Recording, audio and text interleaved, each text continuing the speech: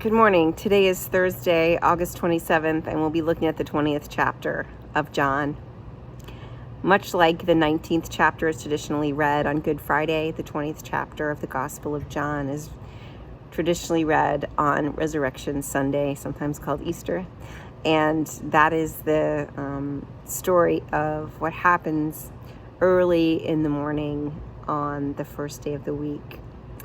And it is the story of Mary Magdalene. And she's the only person mentioned in this encounter with the risen Lord initially, the very first bit of chapter 20, verses 1 through 18. After that encounter with Jesus, Jesus appears to the disciples, and there's one disciple missing, and it's Thomas.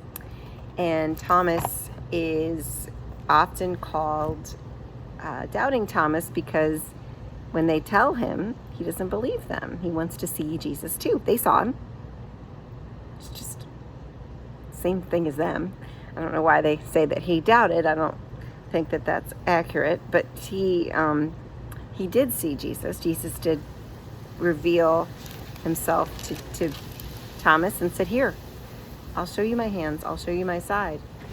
And after that, he encountered the risen Lord and responded the way we all would, "My Lord and my God." This is the response that an encounter with Jesus begs out of us. My Lord and my God, the confession of faith at the believing. And then Jesus, of course, points out, you believe because you've seen. Blessed are those who have not seen and yet believe. So, and then the gospel writer, John, goes on to say that Jesus did many other signs in the gospel. He did many other things that the world might believe in him. And so this is a big emphasis for John throughout the gospel, the signs and the teachings that the world might believe in him. For whosoever believes in me.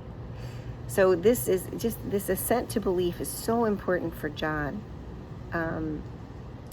And we internalize that necessary belief in different ways. But I want to just push and lean into this belief idea to ask the question, how does that fix, I don't know if we need to fix, but change the world? How does that encourage us to make the world a better place?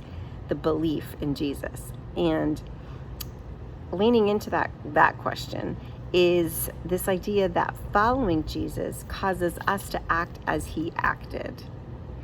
And if we live lives worthy of this gospel, of the evidence of who Jesus was as he walked on the earth, then that saves the world.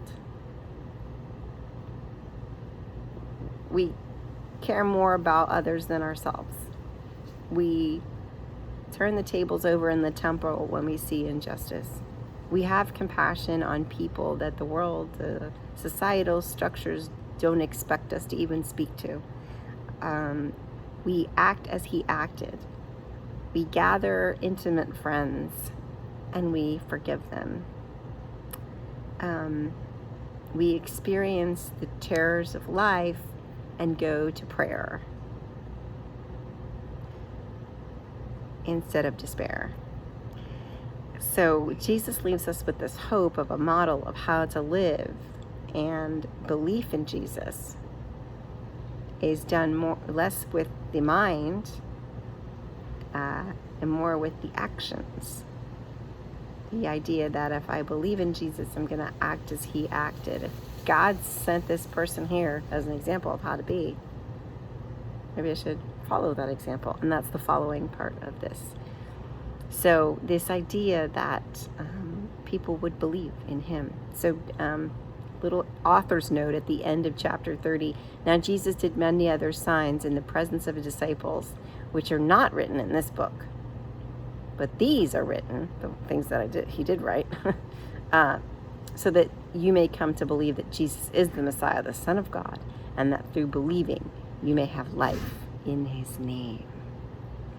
So live your life as he would have you live, as after his example. So, one of the best things that Jesus did was his compassion for his disciples and the people around him. The reason, and this is very personal to me, the reason I like to use John's gospel for the resurrection story on Resurrection Sunday, this big celebration of the Christian church every year, is the one with the bunnies and the eggs, and the brunch, whatever, but chocolate. But it's also this big day of resurrection. It's the whole reason for this story. This is why this story is so amazing. And my favorite story is the one from John because of the story about Mary Magdalene. This is a personal story. This is God, a personal God, which is not a concept that has been very readily available to us, except in modern times, this idea of a personal God. But this God is very personal in this passage in the very beginning of John's 20th chapter. And so Mary Magdalene recognizes Jesus only after he says her name. Only after he says her name. She doesn't expect to see Jesus alive. First of all, she's come there to anoint his body. And she mistakes this man she sees for a gardener as Jesus. And when he says Mary, she says Rabboni, and calls him the name that she would refer to him when she was following him and when he was doing his ministry. It's so intimate. It's so compassionate. It's such a different God than any God they'd known up to that point or since. The way the reaction between and this template, this idea of not being able to recognize the risen Lord, is of course something we saw in Luke on the road to Emmaus. That was revealed to them who he was in the breaking of the bread, and they knew that was Jesus now. And so this is an archetype. It takes some type of interaction, of intimacy, of communality to get this. Where is the deep friendship? Where is the relationship here? So he calls her name and she recognizes him. They break the bread and he breaks the bread and they recognize him. Familiar gestures of friendship, of love, of familiarity, like commonality, common life, live together, and you understand it. You understand it because you have been in that kind of relationship. This is such an attainable God. This is a reachable God. This is a God who does not leave us alone on this planet spinning out in a dark, vast universe, but a God who cares for us the way we'd want to care for one another if we would so choose to be more caring and loving, and not listen to the voices that tell us that we ought to be, competitive and cruel and indifferent. That we would be